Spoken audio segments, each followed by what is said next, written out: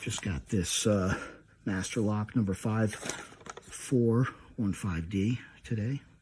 Lockbox. It's very nice. I bought one previously, but it didn't have the code on the back, which should be here when you buy yours. Just flip this down, enter the code, wait for it and get ready. Press these side buttons. The thing's gonna come spraying right out, spring loaded down at the bottom. It's a pretty significant amount of spring tension there. But the only thing I'm gonna recommend, I'm gonna do it myself, is I'm going to get a longer and a heavier gauge screw. Stainless steel, of course, for the outdoors.